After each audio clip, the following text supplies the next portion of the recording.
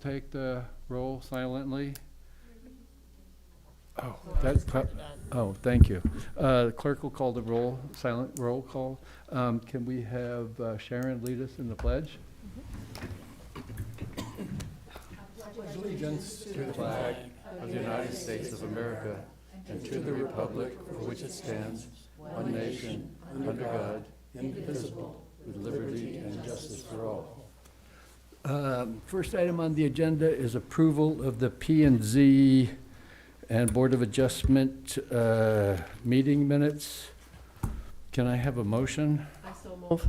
I second. Been moved and seconded that we approve the Planning and Zoning and Commission Board meeting minutes of January 13th. All those in favor say aye. Aye. All those opposed say no. The ayes appear to have it, do have it, so order. Approval of the Development Review Board meeting minutes dated December 9th, 2024. Can I have a motion? I have a motion. Can I have a second? Got a second. All those in favor say aye. Aye. Ayes appear to have it, do have it, so ordered. Next item on the agenda is for a development plan for a single-family residence in Mountainside Zoning District overlay. May we get an explanation of this? Thank you, Chairman, members of the Development Review Board. Good evening. We are going to look at a case, a Mountainside case located on Horizon Drive, which is a subdivided piece of property up not too far north of our town center. The applicant is the architect, Mr. Brian Rains, and the owners are Mr. and Mrs. Tim and Lena McCoy, who are all present. Just to kind of, again, give you an idea, I know that a lot of this is spelled out in your report, but the site, as I mentioned, a little bit on our kind of north central part of the town, in an area where we, a lot of times there was land that was subdivided before actual subdivisions came into play. This was a parcel that actually was two that was combined into one. Now, the reason we're looking at this, and here's the slope analysis, I know typically we've seen projects either on Black Mountain, which is obvious mountainside, sometimes a little bit further north in the highlands, but the other things that we look at in terms of mountainside cases are features such as washes as well as ridge lines. And as you probably read in your report, this development is actually looking to locate their home and detached garage and associated amenities on a ridge line, which is legal in Carefree in our Mountainside ordinance, subject to certain conditions. But as you can see, in general, the topography sort of varies throughout the property. There is a larger wash that you can see sort of detailed at the bottom on the southern part of the parcel that will not be impacted. Then there's a small drainage channel to the north, and the development avoids that as well. So in general, our development standards, again, as outlined in your report, this property is zoned rural 190. So in terms of lot coverage, which is anything under a solid roof, they meet that requirement to almost 3%. The disturbance area as well, a maximum of 18%. I think being such a larger parcel, only a little more than 8% is disturbed. And in this case, it does exclude the driveway. The setbacks in terms of, again, rural 190 zoning, 30 feet front and rear, 30 feet on the side, 60 feet front and rear. The development does comply with these zoning requirements. When it comes to building height, we've discussed in the past cumulative height. In this case, it's 25 feet, almost 26, 25 feet, 10 inches. Where 40 feet is allowed. And I think we've seen this quite a bit lately, kind of these lower profile designed homes. The building height overall from its finished floor is 18 feet total, or its highest point, I should say. It does have a detached garage, as I mentioned, and that is 14 feet, 6 inches. Now, when I state that it does not exceed the 12-foot maximum at a ridge line, this was explained in your report that when you do look to develop on a defined ridge line in the ordinance, the structure itself may not be more than 12 feet above the highest point of that ridge line where the building intersects, where the development intersects that area. So this does comply. Grading and drainage requirements also have been met. Both the town engineer and myself have looked to be sure that we meet our general standards for drainage, as well as the cut and fill ratio have been met. This development will be on Carefree water for water service, as well as on a on-site septic system for wastewater. And we'll talk about that in just a moment about the Carefree Water Company service. But just to quickly get that idea of how cumulative height has been met and what it looks like in this development, I think being on a ridgeline, it's interesting because it's almost that you find the mirror location of cumulative height on the opposite side of the home. Under your purview is the utility corridor revegetation, as well as ensuring that that salvage plants and new landscaping is native. You saw on the landscape plan itself that they are looking to tie into the Carefree water system at Rising Sun. There is no water line at this time in Horizon, and so in our ordinance, it does require that you, as the Development Review Board, review and approve that revegetation proposal. One thing that the applicant has stated is that at the time of construction, I think the idea is to avoid as many salvaged and native plants as possible. But we do require that revegetation, and we try to ensure that it is done and it has been reviewed and approved by you as the board. So what this applicant did was they did a video, which I'm going to see. I thought I had this. Oh, here it is. For us to look at in terms of understanding the development. I hope this works. Well, oh, here it is. Thank you. I knew it worked. I knew I had seen it before. Wait a minute, I don't know if I started it yet. There we go. I always feel like there should be music or something while we're, oh no. Uh-oh. Yeah. Yeah. There it goes. Gary. I can see it going on your screen. Can you all see it on your screens? Yep. All right. Okay.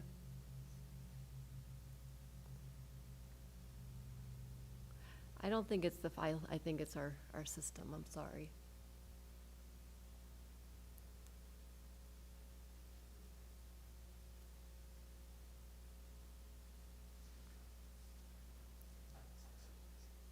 And I think we've been quite fortunate. This is another really nice video that we've gotten from our applicants. Because they're all working. They're seeing it. I can see it. I've seen it. I could probably turn it. I'm sorry that some of the members of the audience can't see it. Oh. All right. Okay. Oops. No, let's not do that again. Okay. Right. So in terms of our public process, they did comply, the applicant complied with the citizen participation requirements, sent out a notification letter within 500 feet of the property. Today, he received no replies. Staff didn't receive any replies either from the letter. And so we look for your approval with the conditions that are attached to the report. With that said, the applicant is happy to answer questions, or if you have anything else that you want to present that I missed. Yeah, I would just go up to the, and just introduce yourself. Yep. My name is Brian Raines. I don't think it is on Brian, actually. Hello? Oh, there it goes. All right, now I'm here. I'm Brian Raines. I'm the project designer. So I'm available if you have any questions. Whoa. I have a question. Yes. The condition of approval number 2 says that mountainside application will be void if a building permit is not issued within 1 year. I have 2 questions. Is that 1 year period statutory? Is it an ordinance, or is it custom? Well, I can answer that, Brian. And maybe no one knows. I just wondered why it was 1 year as opposed to 18 months or 2 years, if anybody knows. I do know. It's in our zoning ordinance to state Oh. that. And the zoning administrator that I'm the zoning administrator also, I have the ability in writing, if they present in writing, they'd like a 6-month extension.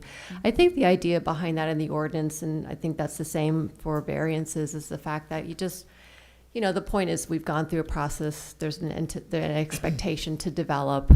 When you wait too long, ordinances can change, Sure. things like that. Sure. So, I but was that's just an ordinance requirement. Curious about how that 1 year period. And do you have any concern at all that you'll not be able to get going within that 1 year period? No. None of Well, Board Member Hardy, just be aware, it's to submit for the building permit. So it Just the doesn't mean he building has to permit. get the project Fine. done in a year. Okay. Yeah. Yep, that should be plenty of time. Okay, good, good. No, All right, thank you. Yes. On the site plan that you submitted, Mm-hmm. there are little shaded circles with numbers in them. Probably tree locations? What's that? Native plants. Can I come up and take a look? Sure. For example, that. plants. Those are plants. Existing trees. Okay, and then the second question I have for you is, why are you gonna locate the water meter so far away from the water line? It's back here. Any other questions for the applicant? No. Can I have a motion to approve with conditions? Second. All those, it's been moved and seconded, all those in favor, say aye. aye. Opposed, say no. Ayes appear to have it, do have it so ordered. Congratulations, welcome to Carefree. You're not too far from my house, so I'll keep an eye on you. And watch that water meter. Yeah. It's going to be a beautiful home. It really is. Thank you very much. Thank you. Welcome to Carefree. Where are you coming from? Cape Creek. Oh, better yet, better yet. Better yet, yes. Next up on the agenda, we get to roast our county, our city attorney.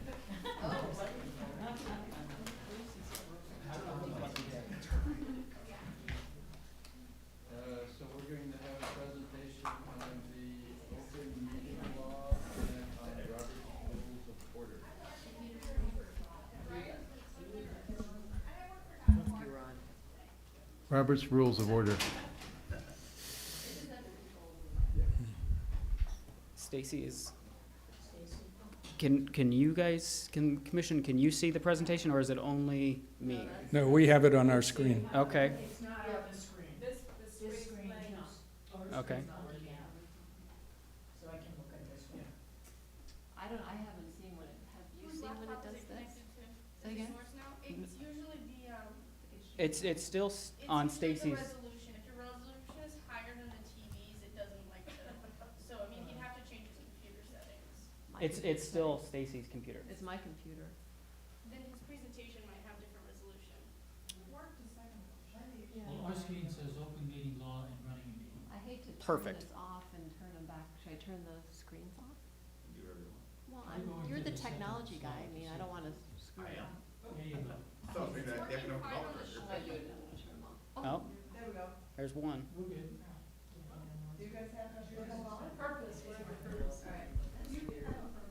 See, now you're the technology person.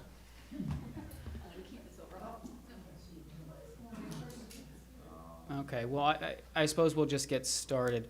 So, Mr. Chair, members of the commission, as mentioned earlier, I'm Nick Cook. I've been here before. It's been quite a while, but I was asked to come up and give a quick presentation on open meeting laws and discuss Robert's Rules of Order.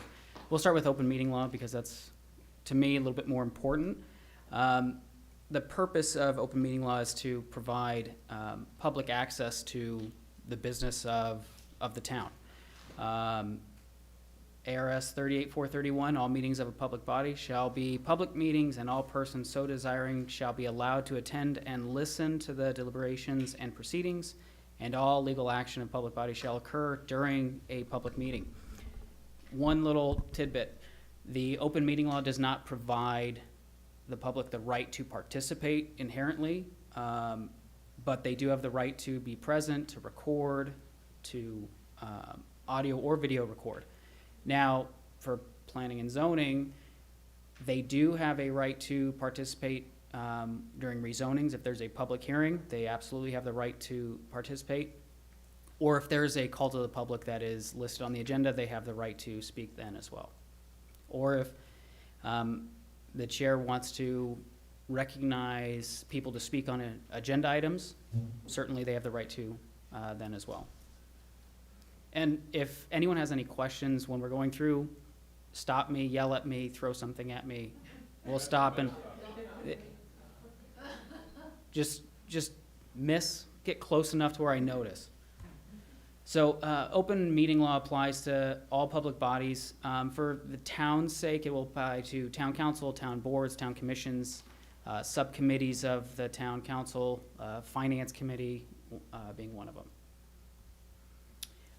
A meeting is a gathering in person or through technological means of a quorum of the members of a public body at which they discuss, propose to take legal action, including any deliberations by a quorum with respect to that action. That includes one-way communication as well as back and forth communication. So if you send a text message with another commissioner to discuss what that Mountainside case that was just on there, one-way communication, that could be a gathering. And if that message gets forwarded on to multiple people, that could create a quorum and a violation of open meeting law. I have a question about that. Yeah. So, if I decide that I want to talk to Steve about something in town, and we have a coffee, that's not a quorum. So that's not a meeting. Correct. But if I then send an email out to, 2 or 3 more people, 4 on the board, then that becomes a quorum, and then I violated the open meeting law by doing that? Correct. By sending the email. Correct, and it can be even more nuanced. You could text one person, email one person without any intention of creating a quorum.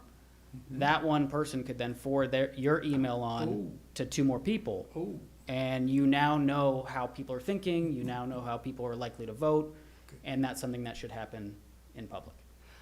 But Commissioner Hardy, I would add, though, you had said, what if I want to have coffee with Steve? You can communicate with staff Staff. anytime you'd like. You okay, know, this has that's to do then not with staff, but with other with your, members of this board? with your fellow commissioners, yes. Or Because- the town council members as, No, you can No? speak with town oh, I'm sorry, I'll let you Yeah, answer we'll, that. yeah, we'll get more specific. okay, If- that's if- important, I didn't understand that. If you, If he sends the email to one person, that has not violated the law. It's only the next person who may circulate it among a quorum. That person has violated the law, correct? it's gonna be everyone involved in that. And that's why if you're going to be communicating with members of the board on an item that is before the board or will be before the board, if there's a pending application that maybe it's a public hearing has been noticed for a rezoning, so you know or have reason to know that it will come before the board, and I would advise at that point, we shouldn't be communicating with other members of the board until we get into the public setting. But- So let me make sure I understand. So let's say hypothetically, I send a memorandum of understanding to a staff member after the staff member and I had a meeting, right? Okay. And that memorandum of understanding basically is just a summary of what was discussed and any action if it was to be taken. That's not. Correct. Communication with staff is not gonna be a violation, it's actually encouraged. And what typically can happen is if you have a conversation, you have many questions that come up, you wanna get them answered ahead of time or be prepared for the upcoming meeting. You might have that conversation, email staff questions. Staff may then include your communications with the packet when it goes out, because they may be questions that other commissioners have. Okay, thank you. You're currently talking about things which might or are going to happen. What about things in the past that have already been decided? That are not coming back before. Likely, it's not going to be a violation, because it's already occurred. Yeah. There's not any action that could be taken. But there might be a slim possibility that, I don't know, something might need to come back before the board. No? It'll be rare, but I can give one example. Just it was mentioned in the last on the last item. If they don't pull a building permit for a year, Yeah. they are going to have to come back before this body for another approval. Okay, thank you. So, another question, did I interrupt anybody? Oh, so if I and 3 other commissioners want to talk about That's right. No, I'm sorry, two. Well, Three of us want to talk about, so in general, there's no application. We want to talk in general about beautification of the downtown center. That's not a quorum, because there's no application involving that, there's no application before the board that we're discussing. Is that correct? there's no pending decision or something that is pending before the board. However, what I would say is, to the extent the Design Review Board or the Planning and Zoning Commission would review possible text amendment changes to the beautification ordinance, it could be something pending or could be pending before. I'd like to add too that it's really about perception, public perception, and one of the best managers, just don't do it. Because you're going to have to defend yourself if somebody comes forward and says, you know, I saw the three of them talking. Well, you can't. It's just best practices not to. And what I would always, if there's something you believe, let's just take beautification of downtown, if it's something that would require a text amendment change, I think you can always request to have staff put an item, a discussion-only item on planning and zoning, and then everyone collectively can talk it through. What changes would you like to see? And then you can direct staff to prepare possible changes for your review. Okay. But as moving forward, we had a quorum is a majority of the commission. So we're looking at 4 out of 7. Now, I've seen this happen in the past. You'll start a meeting with 4, and then someone says, I have to leave. You've lost your quorum after that, and you're gonna have to end the meeting. It's rare, but it has happened. Excuse me, do you have to end the meeting, or do you just not make any decisions? You end the meeting. You shouldn't be discussing things that can't be acted on. Meeting notices and agendas, they require 24 hours advance notice. You can use Saturdays, you cannot use Sundays.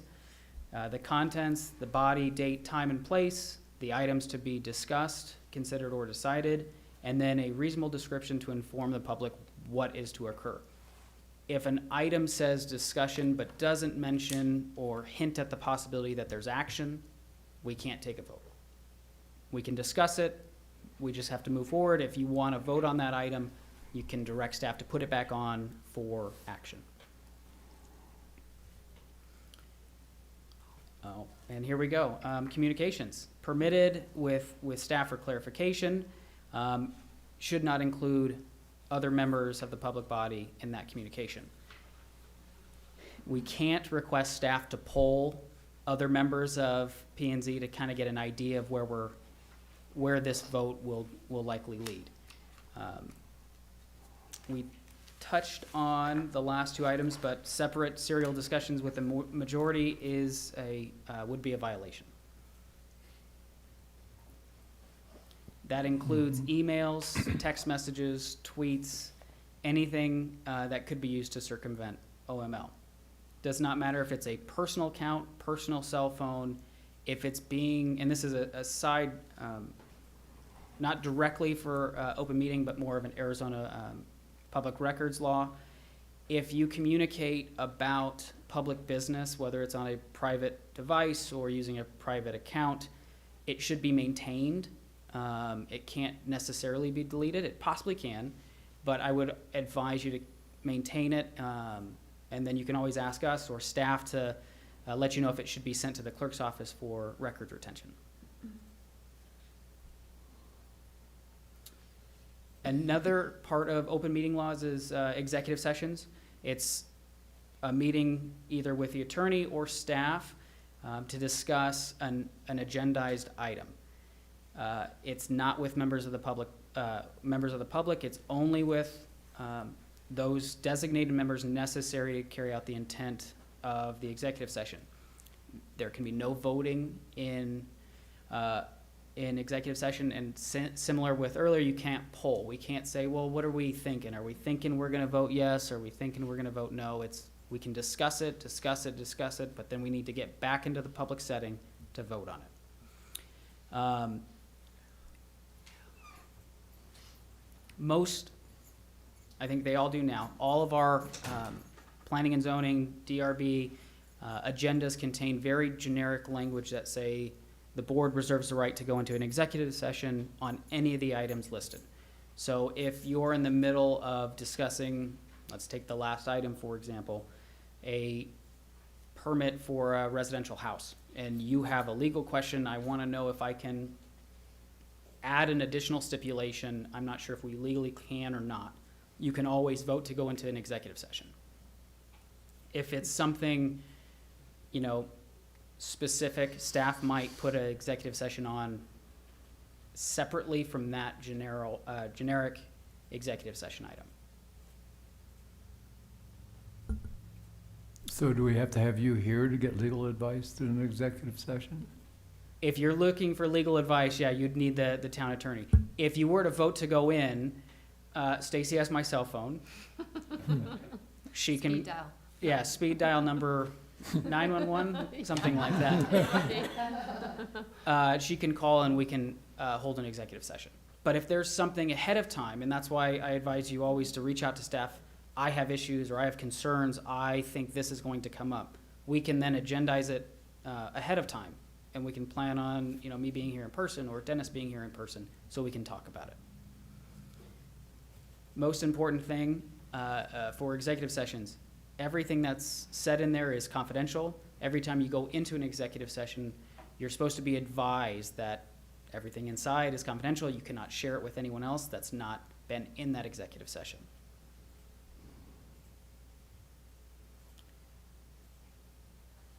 Oh, this looks like it should have been earlier, but it's more of the same about communications.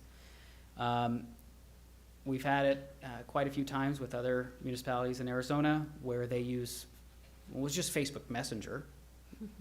It's still could still be a quorum, and further, those messages need to be retained. You don't have you should not be deleting them. Just out of interest sake, if a commissioner posts on Facebook their view on a topic, and it's a post, is that a violation? Is that communicating? In and of itself, no, and you do not, easiest way, you don't check your First Amendment rights at the door or at the steps when you get onto the dais. Now, if you post, it could be. I would then say no one should be commenting on your post. I mean, that would be a pretty clear. But no, in and of itself, you just posting is not going to be a violation. Penalties for an OML violation. Rescind the action taken. It could be a penalty against the individual and not the public body. Monetary fines and plaintiff's attorney's fees, which I can only hope they're very cheap. The action can be brought by a person affected, the Attorney General, or the county attorney in which the board meets, so Maricopa County. Conflicts of interest. A public officer who has or relative has a substantial interest in a decision of the public agency or in any contract, sale, purchase, or service to such public agency must disclose that interest in the record and not vote or participate in the decision or transaction. The state has defined substantial interest, any pecuniary or proprietary interest, either direct or indirect, other than a remote interest. Simplest would be, you're an architect and you design the building that's that we just discussed in the last item. You have to declare the conflict, and then kindly step off the dais and then return once it's been discussed and voted on. Is there a list of which relatives are included in that restriction? There- That was the case when I had to sign off on confidentiality. Yeah, there is. The state follows the, oh my gosh, how do you say the? Yeah, that, and I will send that. I don't have that in here, but yes, there is a list of how far, essentially. And then this is what the state has said is considered remote interests. These are just examples: landlord, tenant of a contracting party, attorney of a contracting party. We like to keep the attorneys involved as much as we can. 3% of a for-profit corporation, as long as it doesn't exceed 5%. Non-salaried officer of a nonprofit. That's considered by the state remote interest. However, if you have any concerns that it might be a conflict, you can always reach out to us and we can provide a legal opinion on whether or not it is a conflict. That opinion will become public record because it's making the decision whether or not you're going to declare a conflict. Ultimately, the decision to declare a conflict is yours. I can say I believe it's a conflict, but if you say doesn't matter to me, I'm gonna vote anyway. I can't stop you. I can only tell you whether or not I think it is or it isn't. Nick, and may I add too, is that I think we have a formal process in terms of filing a form through Samantha. So if there's any time you see something, reach out to Samantha and she'll get you coordinated and kind of through the process. The statute requires some, document system, and it could be the minutes. We always prefer that there's a form filled out because it says I'm declaring a conflict for agenda item 5.1, 5.2. Just needs to happen during and before the item takes place.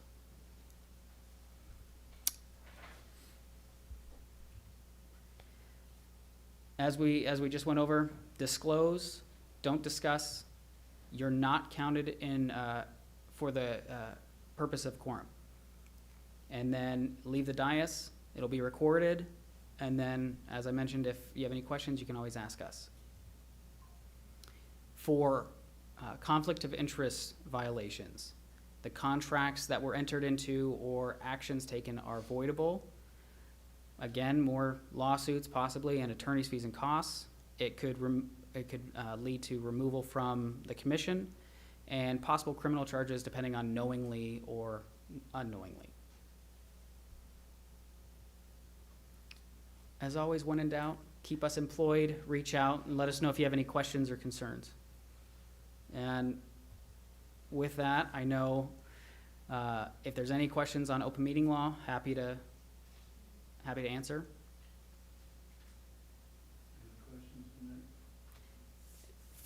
And then for Robert's Rules of Order, there was some information provided in the packet. What I would say is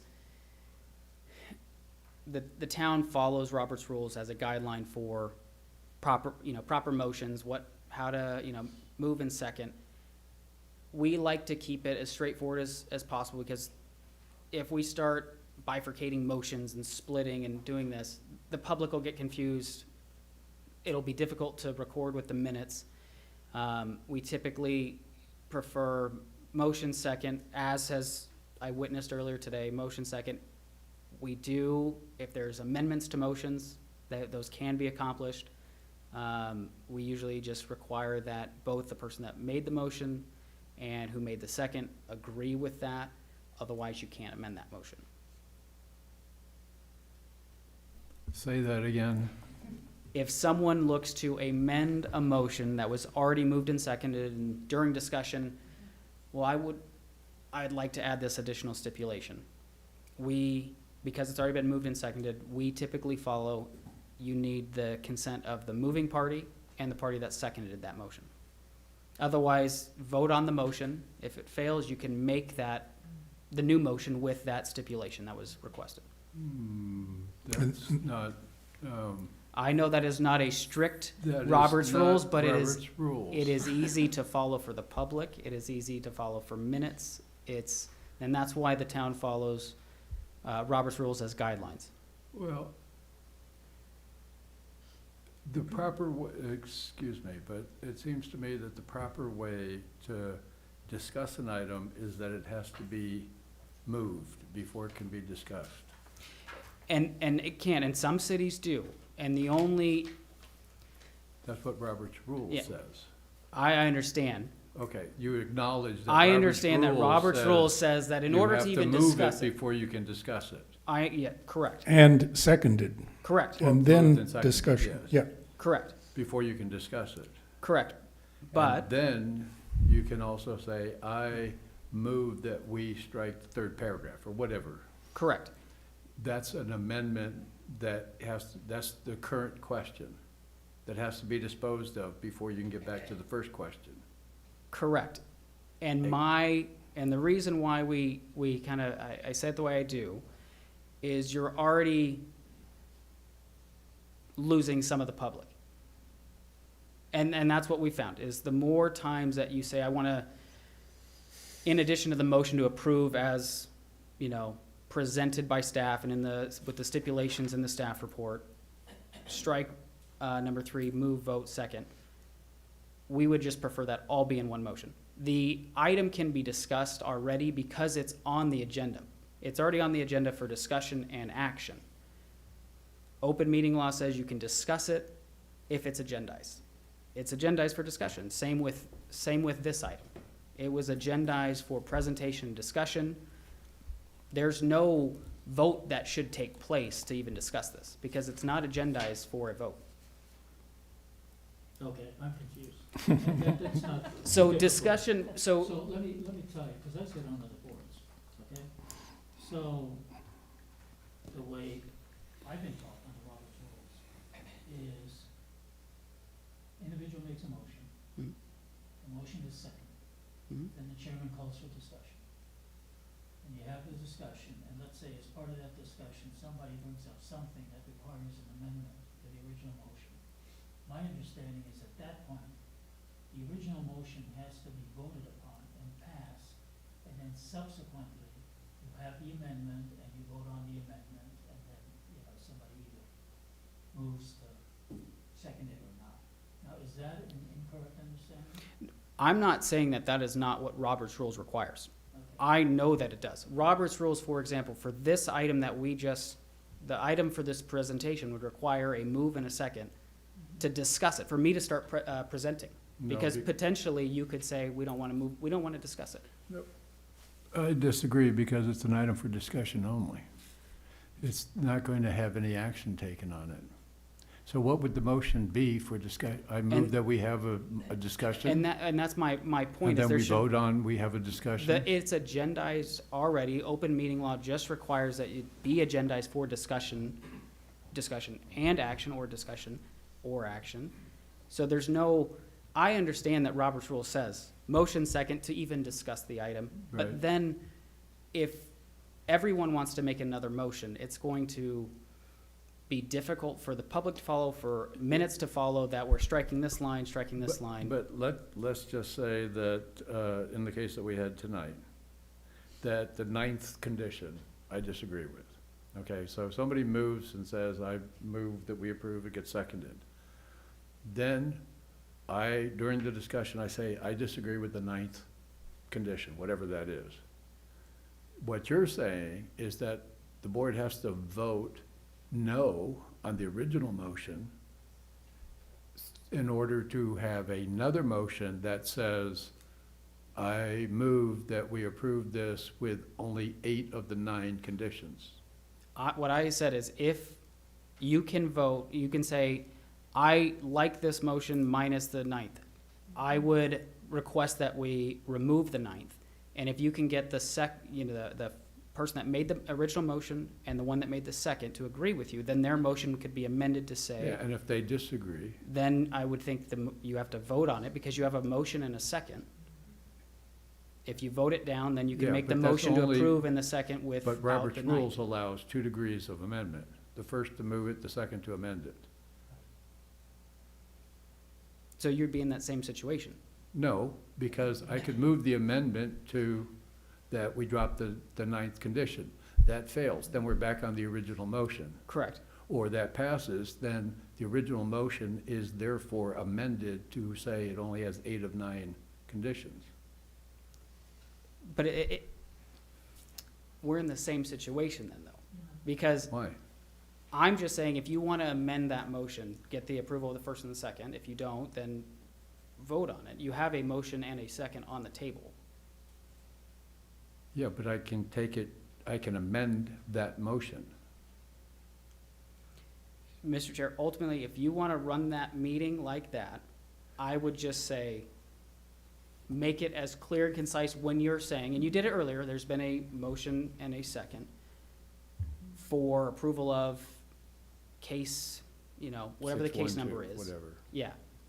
As long as you can make it understandable for the minutes to, when they're recorded, they can be drafted. Well, my concern is that if, say that I want to strike the ninth condition, gets moved and seconded, during the discussion, I say, I want to remove the ninth. And Sharon has been really upset with me, and so she doesn't want to withdraw her second or her motion.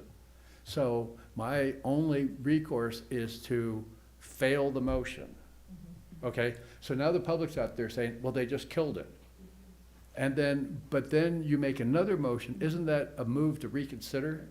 I mean, No, you could still discuss isn't it it. dilatory to keep You could going still- back and move every time with a slightly different outcome? That's what, we were here, that's what we did with the general plan. A motion to Well, pass, we had a disagreement over that. over and you the- had a disagreement over one stipulation. And look, And we did do it your way, yes. and then we came back with another motion, second, and voted on it, and it passed. I know, but isn't that then dilatory? Because you've already failed the motion to move.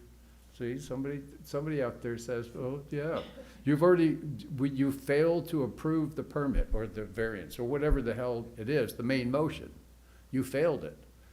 Then I'd have to switch my vote to be on the side that lost Well, so in that I that- could in that move to case- reconsider, to In bring that it case, I back. don't think there's anything stopping you in Robert's rules from withdrawing your motion. But I didn't make the motion. Sharon did, and she I won't thought in withdraw your- it. In your scenario, didn't you say you made the motion? No, Anyway, I would like to make the motion to strike condition 9, and she says no. So my only way to get condition 9 considered is to fail the main motion, Yeah, and then make a new motion. Correct. But that new motion Correct. is dilatory because we just killed the main motion Right. to recommend you it. can still make another motion. I do.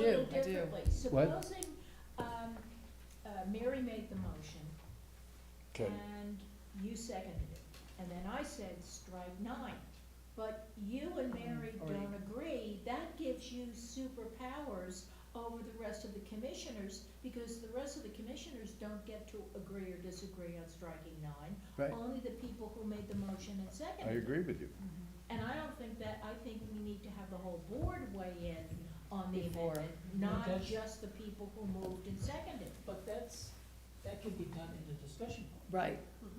Which, and that's more reason why you shouldn't take a motion to even entertain, to then discuss. If you just open it up for discussion, you can begin to talk about why stipulation 9 doesn't make sense and it should be removed.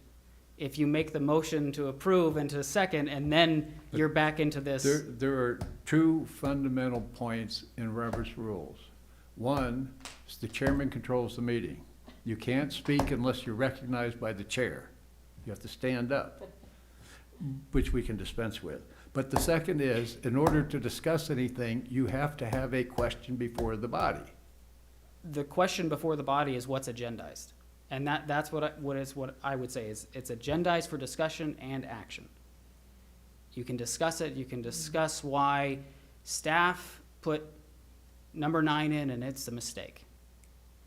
And then if the board agrees, I move approval with the removal of stipulation 9.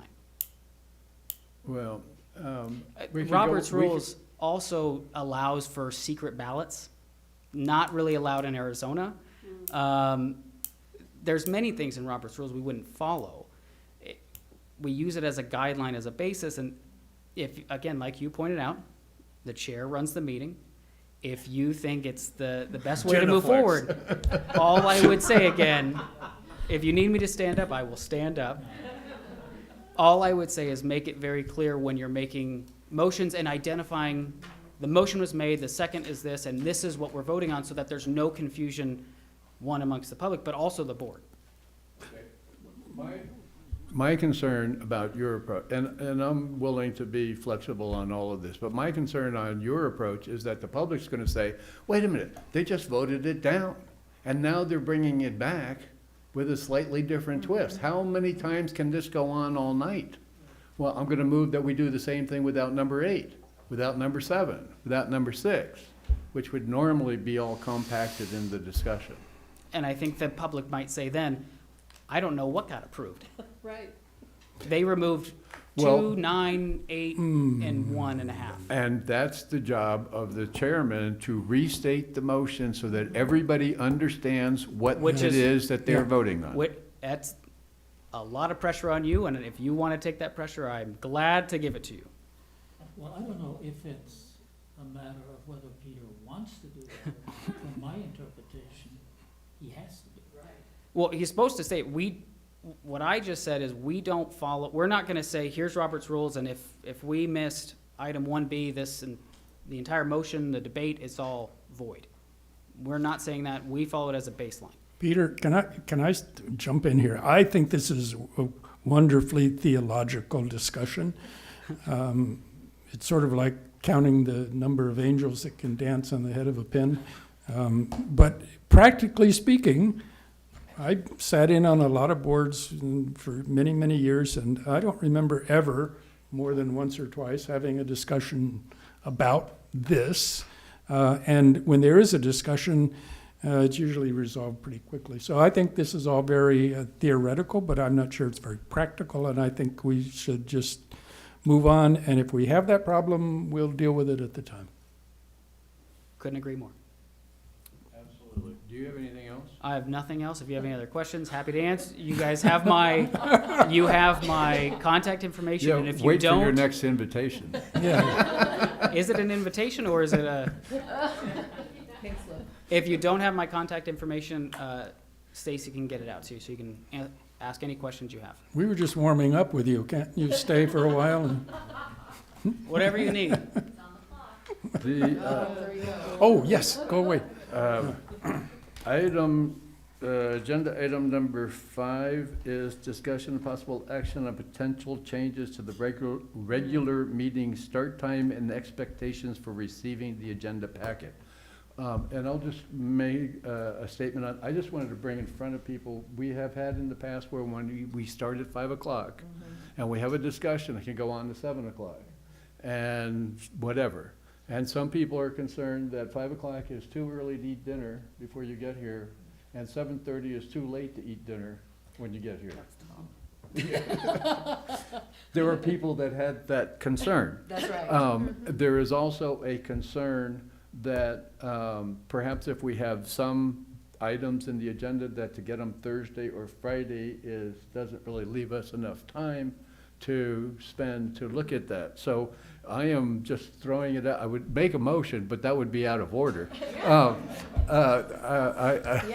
I would like to just hear the commissioner's thoughts on whether the meeting should start earlier and when we should try to use our best efforts to get material, because sometimes things happen and we can't hit exactly the deadline, but best efforts. I think we should try to consider starting a few hours earlier. And probably getting Hours? an hour or two earlier than what we are right now. Well, how does that impact any members on the commission that have a job? And I mean, my only concern about that is also the public. Yeah. Does that limit the public's participation Good point. if it Mm. starts at 4 or 3? And some of the public either have jobs or maybe obligations to pick up children at school or childcare issues, whatever. I can go with any of those times, but that's my concern. I would heartily agree with that. I don't have a problem at all. Any time on a Monday, I can carve that out. But bearing in mind how involved our public are, I would like to make sure that they are happy, Yeah. as happy as they can be. Look at the crowd. I mean, I guess one of the options, people are gonna kill me for this, but one of the options is if the issue is being able to eat, either before or after, then perhaps we move the meeting back to 6. That way, people can pick up their children, they can prepare dinner for their kids in terms of the general public. et cetera, and we start the meeting at 6, that's a potential option. I don't really care, personally. I didn't think it was really about eating, was it? When did this start? The eating thing, I mean, I know what you're talking about, but I don't think any of us here have made that comment, have we? Well, it was just I made can eat up. whenever. I ate before this time, last time I ate afterwards, it doesn't matter. I just think if we pick a time, I think maybe there should be some interest also from the public, as you mentioned as well, because I do think 5 tends to be the time when people are done with their stuff, whatever they're doing. I work, and I can do any time you guys need me to. I can carve it out. And I'd like to hear from the staff also. Yeah, that's right, you guys. The whole day, and then, Well, we'll each kind of weigh in. And I don't know if we're going to give you much guidance. It's really up to you. I mean, we're here. It either only ends up being part of our workday or it becomes a little bit part of our after work hours. And so I've usually worked in communities where they've started later because I appreciate Commissioner Smith's observation as well as Commissioner Dymoke. I would say it's different. Our demographic is different. And I think that there seems to be more flexibility in our citizenry to make meetings on an earlier time than a later time. I don't know how that's going to translate out into through you two here, but I'm completely flexible. So I can see both sides of how it's advantageous versus it not. I'm happy to work late. I've been at meetings, Commissioner Nimsky, where they've gone to 10, 11 o'clock. So sometimes the later you start, and as we're moving into sort of a workload that is going to probably tend to have more discussion than less, that might be something to consider. But like I said, I'm happy to accommodate whatever works for the commission.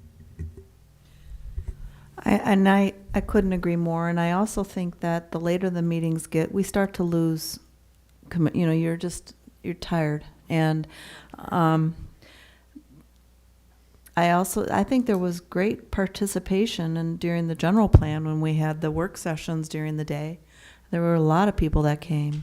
And so I think that might be a nice, comparison to think about those types of meetings that we have had in the past during the day. But either way, it works. I just know during the day too interferes a little bit with workload, but it's one day a month, so. Just a question. Is this really a solution that's waiting for a problem? I mean, how did this get started to begin with? The chairman brought it up. Oh, sorry about that, sir. Thank you, Chairman. I mean, Is what's there wrong with anybody- 5 Is there anybody 5 o'clock? interested in making a motion? I move that we keep it where it is at 5 o'clock. Is there a second?